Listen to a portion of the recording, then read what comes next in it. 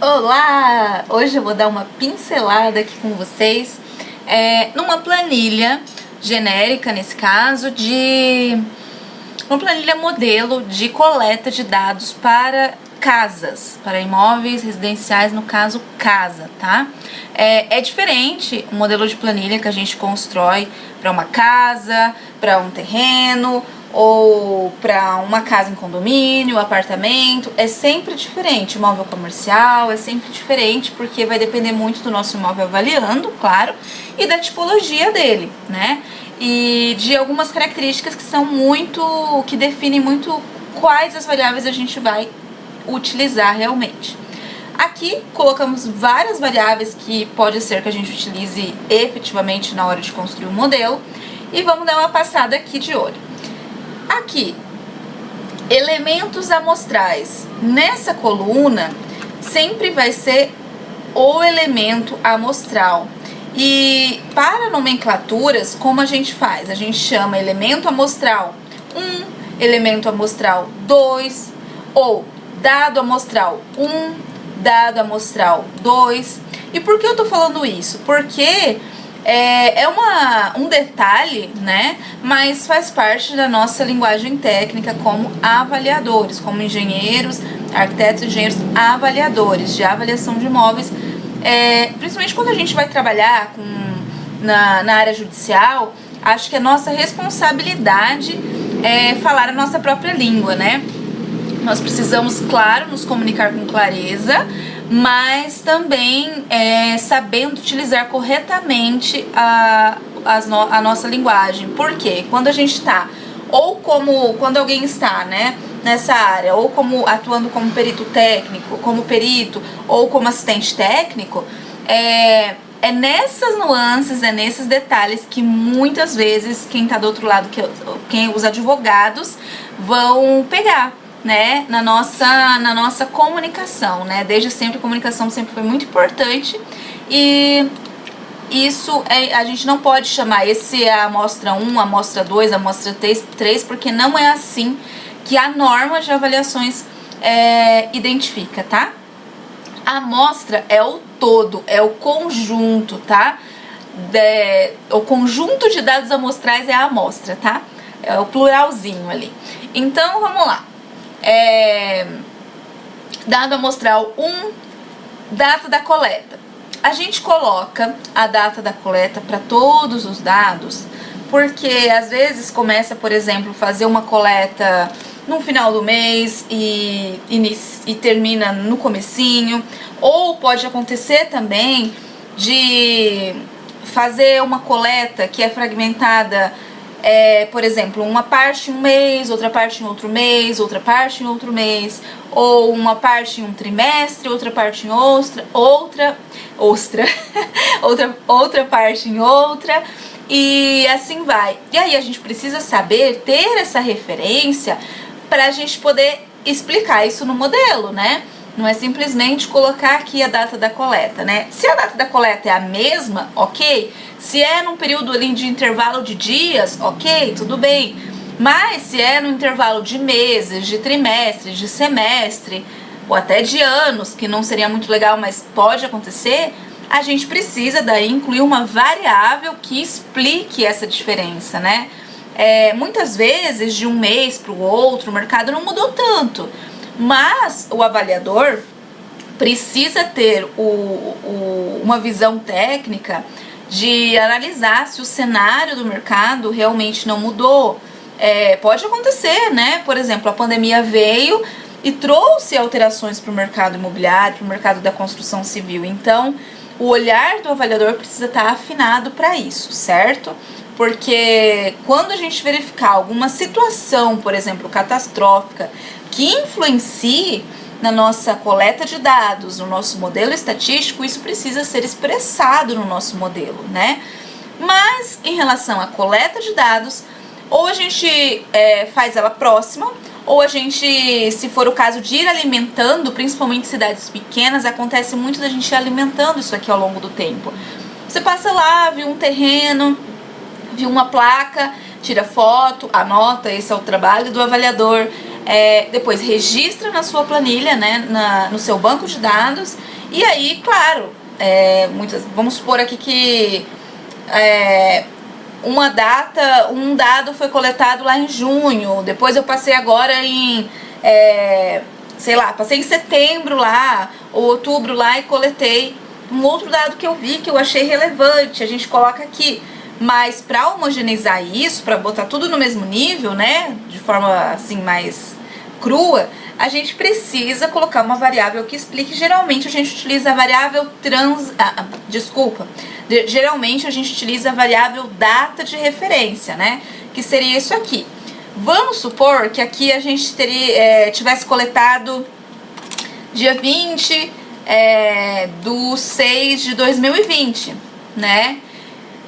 E aí aqui a gente coletou dia 20 do 9 de 2020, né? Deu uma diferença, né? E aí a gente vai estabelecer critérios, né? Para colocar a data de referência. Então vamos supor, vou anotar aqui só para ficar mais fácil, tá? Vamos supor, vou usar esse pedacinho aqui de bloco de notas. Vamos supor que a gente utilizou, coletou de junho a setembro, né? Junho, julho, agosto, setembro. Aqui a gente colocaria como sendo o mês mais próximo ao nosso, tá? Seria o maior número, tá? Seria crescente. Então, assim, junho seria para as coletas do mês de junho. 2 seria para as coletas do mês de julho. 3 para as coletas do mês de agosto. Tô usando de bloco de notas aqui, tá? 4 para as coletas de setembro, né? Usando isso aqui como um bloquinho de notas só para facilitar. Então, se for dessa forma o nosso critério aqui genérico, tá? Sem analisar ou avaliando, assim, pincelando. Isso aqui, sem entrar em pormenores, como seria? Então, esse dado que eu coletei lá, grosso modo, em junho, ele seria 1. Esse dado que eu coletei aqui em setembro, ele tem peso 4, né? E assim por diante. Se eu tivesse coletado um outro aqui, que fosse lá dia 20 de agosto de 2020, ele teria peso 3, certo? Então, é assim que a gente vai fazendo, tá? Mas se a gente coletou tudo no dia 20 do 9, né, de 2020, se a gente coletou tudo aqui na mesma data, essa variável não precisa ser preenchida, tá? Aí não precisa. Então, nesse caso, a gente não preenche, tá? Na verdade, essa variável aqui, ela nem existe, tá? Nesse caso de ser tudo da mesma data, certo? Então, tá. Vamos fazer de conta que coletamos tudo no mesmo intervalo de tempo aqui, então já tá homogeneizado. Então, a gente vai aqui para os dados do imóvel. Geralmente, a gente coloca logo na sequência da planilha o endereço. E o endereço eu recomendo ser o endereço completo, tá? Completo, nome da rua, a gente tá falando de casa, tá? Rua, número da identificação predial, numeração predial. E se não tiver numeração predial, a quadra e o lote. Mas de preferência para casa, numeração predial. Que se não tiver o lote e a quadra, vão fazer a vez, né? Mas é mais difícil conseguir a quadra e o lote do que o próprio número. E o bairro, a gente coloca aqui, tá? Se isso aqui fosse terreno, vale ressaltar que a gente teria uma grande importância o lote e a quadra, né? O bairro, mas terreno às vezes é um pouquinho mais complicado fazer a coleta com os dados completos, mas é importantíssimo. E a gente pega, inclusive, também as coordenadas, tá? Isso deixa mais completa a nossa amostra e nos ajuda muito na hora de pegar algumas outras informações. Então, procurem só pegar dados de qualidade. Aqui eu coloquei separado, mas não tem necessidade, pode ser colocado junto aqui, logo na sequência, até porque depois no software ele não vai dar duas abas pra gente colocar endereço, ele vai dar uma só. Então é melhor já unificar, deixar endereço completíssimo aqui numa célula só, tá? Aqui inclusive eu cheguei a unificar, então o ideal é deixar assim, endereço completo, assim. Na sequência, as coordenadas, a gente coloca também uma coluna que a gente chama de fonte, né? Com nome, telefone, ou nome e link. Muitas vezes foram dados coletados na internet, né? E aí a gente coloca o link na frente, mas eu particularmente recomendo colocar telefone. E aí a gente coloca quem passou a informação pra gente, registra, né? E o contato. Também costumo colocar assim, de forma unificada, tá? Em vez de colocar...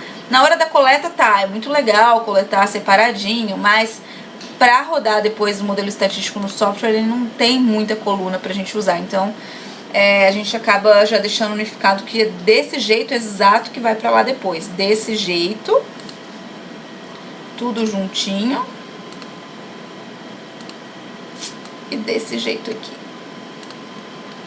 Tudo juntinho. Certo? Então, aqui, a gente já pegou o jeito, fonte, já pegou, o endereço completo, as coordenadas. Essa coluna aqui, na verdade, de tipo, nem precisa existir nesse caso, porque a gente está fazendo uma coleta para casa, né? Não é um modelo que precisa ser macro modelo, misturar tipologias por necessidade, por não haver dados, amostragens disponíveis. Então, assim, isso aqui desconsiderem, tá? Vamos fingir que não existe.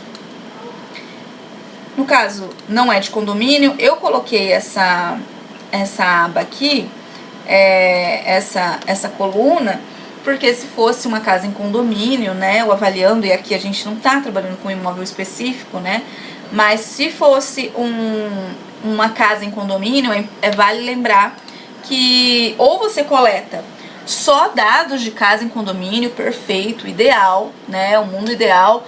Acontece, é possível, né, em cidades que tem um tamanho razoável, que a gente consegue trabalhar, mas em cidades minúsculas, aquelas bem pequenas, muitas vezes a gente não consegue. E aí, nesse caso, a gente precisa colocar casas similares fora de condomínio, casas similares dentro de condomínio, com áreas semelhantes, enfim. E aí, trabalhar com um modelo com casas de dentro e fora de condomínio para conseguir avaliar uma casa em condomínio, quando for o caso. Mas isso quando não tem dados, caso contrário, só coleta casa em condomínio se você estiver avaliando uma casa em condomínio. E aí, quando for assim que precisar juntar os dois e fazer isso, aí a gente precisa colocar uma variável que explique. E para colocar uma variável que explique, a gente pode chamar uma variável de condomínio, fechado, de condomínio. E aí a gente dá uma nota de 1, né, falando nota a grosso modo, claro, mas nota 1 para casas que estão dentro de condomínios porque são mais valorizadas e 0 para casas que estão fora, né? Então precisa fazer equilibrar isso aí, fazer essa homogeneização, nivelar. E aí para isso a gente utiliza geralmente eu acabo utilizando dicotômica isolada, positiva. Então o que tá dentro, né, tá dentro de condomínio 1, não tá dentro de condomínio 0, tá? Mas nesse caso aqui, vamos deixar assim, que a gente tá falando de casa normal, sem ser em condomínio. Então, na verdade, essa variável também nem existiria. Só pra gente poder abordar um pouquinho isso, tá? E aí a gente começa. A área do terreno, a área construída. Essa ordem aqui na planilha não interfere, mas na hora na verdade, na hora de lançar no software, eu prefiro que vá a área construída primeiro. Porque depois, quando a gente projeta o valor, fica mais fácil de visualizar o gráfico já direto, o valor mínimo, médio, máximo, da avaliação e dos os valores unitários. Então, eu prefiro que essa área construída esteja aqui e essa área do terreno esteja na sequência, né? Mas não é nada que interfira no resultado. E aí a gente coleta aqui, né, a área do terreno, de acordo lá com o que tem no site, confere, ou de acordo com o que foi passado de informação por telefone, ou que foi pego no local. Lembrando que imóveis que forem coletados no local, imóveis que forem coletados no local, ou em site, tudo que estejam sendo ofertados, que não foram vendidos ainda, que a transação ainda não foi efetuada, eles são imóveis que também a gente pontua aí como, por exemplo, né? E imóveis que já foram vendidos, você tenha visto no local, ou que você tenha coletado, enfim, independente do meio que foram vendidos, aí é nota 0, né? Nota, novamente, a grosso modo, mas é uma forma mais fácil de explicar. E aí a gente fica com imóveis vendidos, 0, imóveis ofertados, 1, né? O imóvel que a gente vai estar avaliando, ele é 0, porque a gente está avaliando o valor de venda, efetivamente, o valor de mercado, né? O valor real ali de venda. E por que o de oferta geralmente é 1? Porque o de oferta é aquele valor que ainda tem uma margem de negociação, né? Então ele acaba sendo pontuado como 1 por isso. E aí também crescente, né? E aqui a gente coleta a área do terreno, acho que não tem muita dúvida em relação a isso. A área construída, o que pode acontecer quando você coleta em site é que o site não traga, né, as duas áreas, todas as especificações, e aí precisa pegar os dados mais completos possíveis, e se forem poucos, entrar em contato, descobrir, né? Fazer aquele papel de investigador que às vezes a gente precisa fazer. Idade aparente vai muito do feeling e do ponto de vista do profissional que está fazendo a avaliação, porque idade aparente não é a idade que aparece na matrícula, é a idade aparente, que aparenta ter, é aquela idade que você percebe, aquela idade percebida, né? Então aqui, idade aparente, esse imóvel é usado, então ele parece que já tem uns 10 anos, assim, né? Você para pra pensar e aí você dá a nota, que nesse caso vai ser uma variável crescente, quantitativa, né? E crescente, e quantitativa negativa. Quanto maior a idade, pior. Consequentemente, influencia negativamente no valor unitário, né? Aqui, vida útil, nesse caso, como era casa, a gente vai manter aqui 70 para todos, de acordo com a tabela que eu usei. Vida referencial, porcentagem de vida referencial em relação à vida útil aqui também. E já tá com uma formulazinha aqui, então em relação à idade aparente. E isso aqui eu vou zerar porque eu fiz genericamente, tá? Mas a vida referencial, a gente usou essa fórmula aqui, ó. Tá? Aqui, geralmente, essa daqui a gente nem precisa inserir, na verdade, vou até deixar lembrando que eu nem costumo inserir ela nas coletas de dia a dia, assim. Vou até esconder ela aqui, que a gente não precisa usar. Na verdade, nem essa daqui a gente precisa usar, ela não entra como uma variável, a gente usa mesmo essa idade aparente às vezes, né? Mas pra coletar é bom coletar, porque depois se você precisar, você já coletou, né? Senão, depois ter que voltar pra parte de coleta, a hora que a gente tá querendo rodar modelo e analisar gráfico, não é legal. Aí, conservação é uma outra variável também que eu explico melhor, a parte, tá? Como coletar, como classificar a conservação do imóvel, enfim. Mas a gente coleta a conservação de acordo com a tabela Rosendeck. É para imóvel novo, aí depois tem toda uma ordem, né? É imóvel novo, imóvel... Deixa eu ver aqui se eu já... Depois eu faço a parte que vai ficar mais explicadinho, tá? Mas a gente pega a conservação de acordo com o Rosendeck, onde é o imóvel novo, depois vem 09968, que é entre... novo e regular, depois vem 09748, que é para imóveis regulares, no sentido de conservação, tá? Isso aqui não é um sentido qualitativo, é um sentido de deterioração, quanto ela tá conservada mesmo. E assim por diante, tá? Vai fazendo a depreciação. Aí, vamos vir pra cá.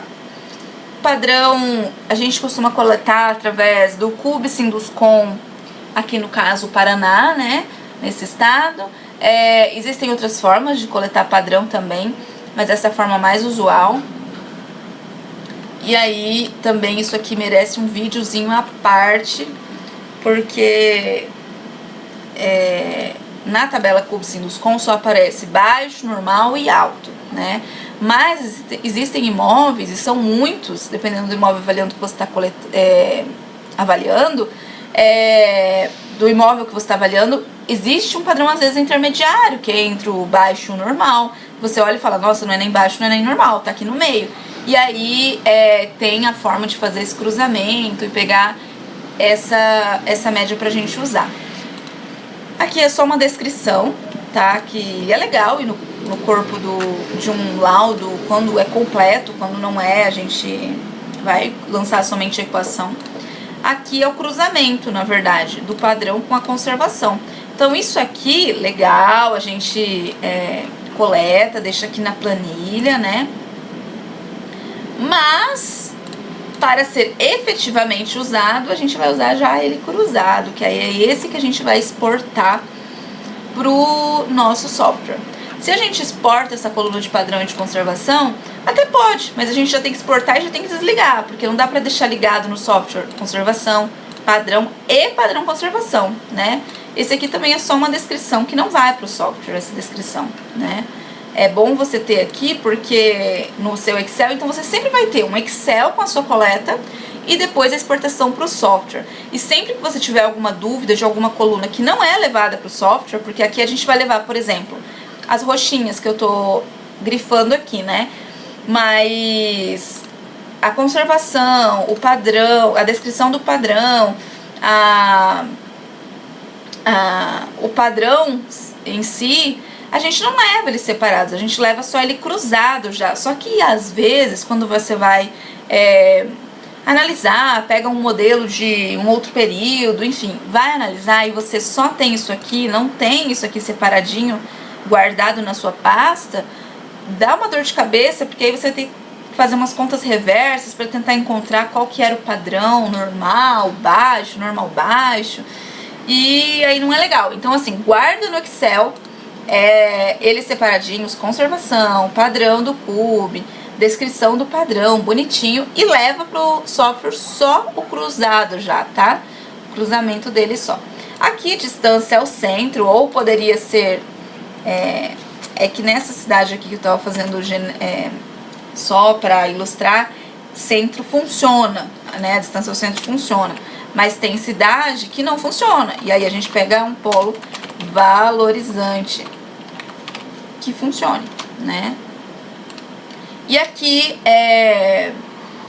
nesse caso, eu sempre falo, quantitativa, negativa e distância ao centro, a gente mede a pé, lá no Google, a menor distância para poder padronizar. Show? Renda, merece um videozinho à parte, uma variável de localização, tá? Quantitativa, positiva. E essa distância ao polo, quantitativa, negativa, tá? As duas são variáveis de localização, e existem outras também, mas essas são as que a gente mais usa. Número de pavimentos, nesse caso aqui, nem precisa, né? Porque, na verdade, é casa, terra, então deixar isso aqui branquinho, fingir que nem existe. Poderia ser isso aqui, como é uma planilha modelo, né, uma planilha padrão, para facilitar, pode ter, né, a gente pode usar essas variáveis para um sobrado, enfim. Uma coisa que eu tinha falado a respeito da coleta de dados de dados vendidos e de dados ofertados, 0 e 1, respectivamente, é importante saber que se a gente utiliza só dados ofertados, a gente pode tranquilamente, de acordo com a norma de avaliações, fazer uma amostra somente com dados ofertados, né? Dados que ainda não foram vendidos e estão aí disponíveis em sites, imobiliários e afins. A gente pode, só que aí a gente não vai utilizar a variável transação, ou tem gente que chama de oferta-venda, enfim, a gente não vai utilizar. Só que no final, se a gente só usou elementos amostrais ofertados, no final a gente precisa lembrar de aplicar um deságio, conforme a norma de avaliações orienta, um deságio, que seria um desconto, né, sobre o valor médio, ou utilizar o valor mínimo. Então a gente precisa ter isso em mente. Agora, se você utiliza dados de oferta e dados de venda, aí essa variável já está explicando isso, aí não precisa justificar no final e nem aplicar o deságio. Só que aí você vai usar o valor médio. Se você for usar o valor mínimo, aí tem que ser por uma outra justificativa, certo? Topografia, aqui a gente foi uma anotação, mas geralmente para casa eu não utilizo essa variável, eu acabo utilizando essa variável mais para terreno, né? Mas para casa geralmente eu não utilizo. Aqui a cota também é uma observação, tá? Porque depois no laudo a gente vai inserir isso, mas isso não se transforma em variável geralmente para casa, né? Se fosse terreno, sim, poderia se transformar. Número de vagas cobertas, isso é muito importante, porque se você não estabelece esse critério no meio da coleta, você se perde. Então, número de vagas cobertas, tá? Aqui, sim, essa aqui é bem importante. Número de vagas de garagens cobertas. Esse aqui que, por exemplo, está 3 ou mais, seria, por exemplo, um dado que a gente ia ter que checar. Não ia dar pra passar assim, até porque depois o software nem aceita essa 3 ou mais. Ele não vai entender e vai dar bug, não vai conseguir rodar. Vai dar tilt. Então, aqui teria que ser checada a informação antes de exportar, tá? É 3, é mais, como é que né? Dependendo desse dado, ele já se transformaria depois num outlier, ou ele a gente até eliminaria se ele for muito destoante, né? Aqui, forro e laje, é bem importante a gente colocar. Forro ou laje, tá? A gente coloca aqui. Essa aqui a gente vai deixar em branco, por quê? Porque na verdade está sendo só uma observação. Mas o jeito que a gente exporta pro software não é escrito forro, laje ou não é? Vamos ver se a gente consegue. Vamos ver. Na verdade, como que seria legal a gente já colocar aqui para já poder exportar? A gente chamaria essa variável, na verdade, seria mais interessante chamar essa variável de laje, tá? Porque aí a gente pode se perguntar, tem ou não tem laje, né? E tem ou não tem laje seria um código alocado positivo. Tem laje 1, não tem laje 0, seja de madeira, seja de PVC, seja do que for. Então, assim, a gente colocaria laje, o que tá como laje, eu vou até simular aqui como tá. O que está como laje, colocaria 1. Então, por que ele não deixa? Vou tentar de novo. Eu acho que tá bloqueado isso aqui. Mas enfim, o que eu quero que entenda onde é laje, eu já colocaria 1. Onde é forro, já colocaria 0, 0. 0, 0, 0, 0, 1, e assim por diante, certo? 0 PVC, 0 madeira, 1 laje, 1 laje, 1 laje. Decorou? É isso aí, eu colocaria isso. Deixaria essa coluna aqui só no nosso Excel, mas colocaria uma colunazinha aqui do lado só pra colocar 0, 0, 1, sabe? Ou até colocaria aqui por cima mesmo, tá? Mas essa coluna de números que a gente vai exportar pro software, tá? Essa aqui vai ficar só como mera anotação. Para consultas posteriores, tá? Acabamento também, na verdade, é uma informação que fica aqui como pra gente olhar depois se tiver dúvida, enfim. E que nos ajuda a estabelecer o padrão e tal, mas não vai se transformar numa variável padrão e tal. Essa pintura também é uma informação que a gente deixa aqui pra ficar bem completo. Número de quartos, sim. Número de quartos, ou até número de suítes, se quiser complementar aqui também. Acho que não foi o caso, mas pode colocar também se quiser. Pode se transformar numa variável. Principalmente se o seu avaliando tem uma ou mais suítes, né? No número de banheiros eu costumo já incluir o lavabo, por exemplo, se tiver. Então aqui número de quartos, sim, e número de banheiros também, vão ser informações que vão ser exportadas, tá? Porque para exportar para o software, você não precisa vir aqui e catar tudo de uma vez. Eu nem recomendo isso, eu recomendo que você pegue uma coluna que tá bem completinha, dá Ctrl C, exporta para o software, cola lá no software. Aí depois você vem aqui, checa isso aqui, vai com calma, sabe? Pega esse pedaço, cola lá no software. Sabe por quê? Porque às vezes, se você tenta colar tudo, primeiro que vão ter coisas que vão ser só observações pra você mesmo, como essas partes brancas que eu tô ensinando. Mas, pode ser também que às vezes você cola, tem que ficar muito atento a isso. Às vezes você dá um Ctrl C aqui pra colar no software, e aí na hora que cola lá, ele desalinha. Eu não sei, isso aconteceu poucas vezes, mas quando aconteceu foi tortura, porque aí desalinha. Na hora que a gente cola lá, ele meio que aparece um pedaço desse dado aqui em cima, esse pedaço ele traz aqui pra baixo, e aí o que era, quantos dados aqui, que era 42, né, aqui, 42 linhas, acaba virando 45, acaba aumentando, e aí você se perde, porque daí na hora que você vai colar essa outra coluna na frente, você precisa que isso aqui esteja alinhadinho com isso aqui, porque imagina você colar os 144 metros quadrados aqui errado na linha de, né, desalinhado, aí ferrou tudo, ferrou o modelo inteiro, né, tchau, tchau, confiabilidade, e de jeito nenhum isso pode acontecer. Então eu recomendo, cola, por segurança, está no começando, cola coluna por coluna e dá uma checada, tá?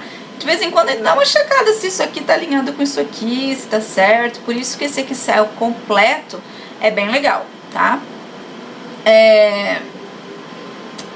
Vamos lá. Esgoto eu geralmente, na verdade, nem preencho aqui.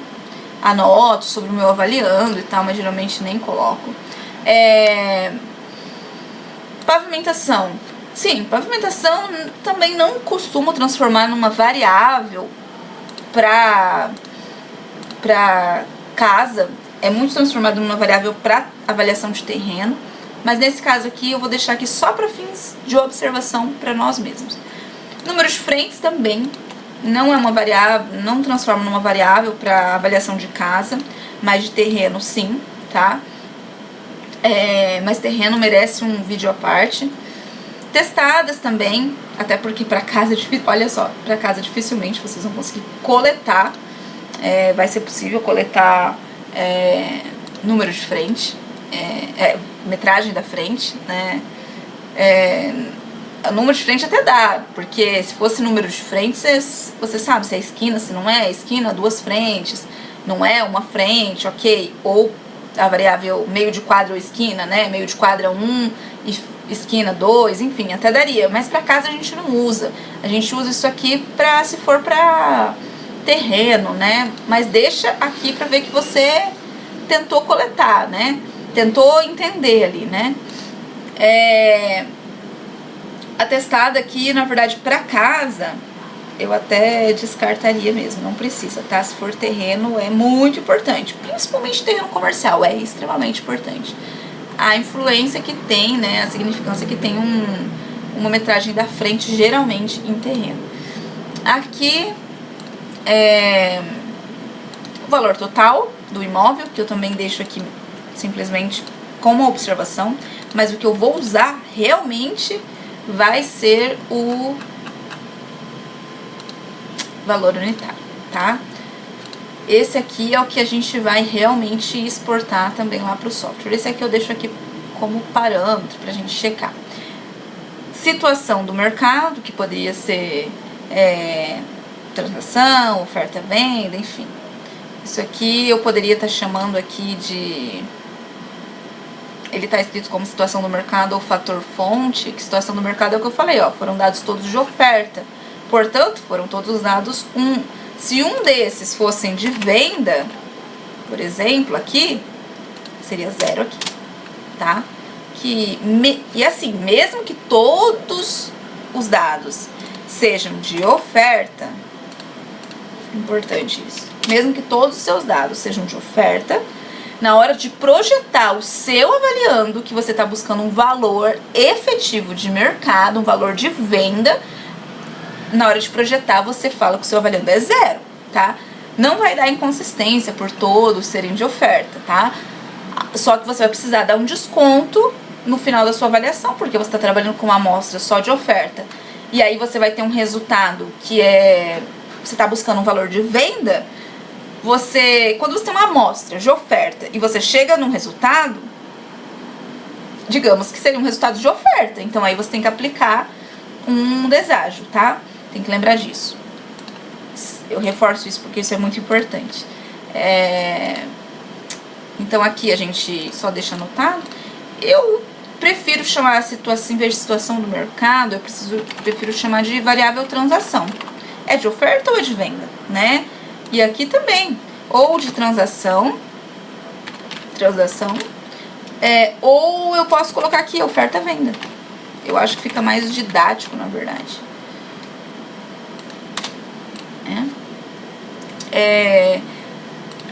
Esse aqui é o que vai pra lá, tá? Só que nesse caso, na verdade, vou até deixar mais escuro, porque na verdade esse aqui nem vai, né? Porque se foi tudo coletado como dado de oferta, não tem nem por que isso aqui ir, porque vamos pensar assim, se a gente tá falando de variáveis, isso deixa de ser uma variável, não varia nada, tá tudo 1, então não varia. Então nem precisa ir pro software, mas é legal sim deixar aqui, tá? Olha, como é tudo 1, a gente não leva pro software, mas a gente vai deixar aqui anotadinho, porque quando for preciso olhar isso, tirar uma dúvida, voltar aqui, se for necessário em algum momento, a gente tem essa confiança que tem essa informação aqui. Aqui, no dia a dia, não é usual nós colocarmos uma fotinha da fachada de cada dado, porque dá um super trabalho. Mas, quando a gente fala de fazer um laudo completo para fins judiciais, ou para fins de um credenciamento, instituições bancárias, enfim, nesses casos, quando a gente precisa subir o nosso grau de fundamentação, que vai ser por vários outros motivos, vários outros critérios que a norma estabelece, né? Que também merece uma explicação à parte, só de identificação do grau de... especificação do grau de fundamentação e do grau de precisão, que são diferentes. Mas quando um dos critérios para subir, por exemplo, para um grau 3 de fundamentação, para um laudo assim, super mega power, é a fotinha das fachadas, fotinhas dos imóveis avaliados. E além disso, é legal falar que para um laudo completo, assim, ser super mega também, um dos critérios para grau de fundamentação 3 é que 3 desses dados aqui tenham sido acessados, 3 dos dados tenham sido efetivamente acessados, vistoriados pessoalmente pelo avaliador. Tiradas fotos pessoalmente e tudo mais.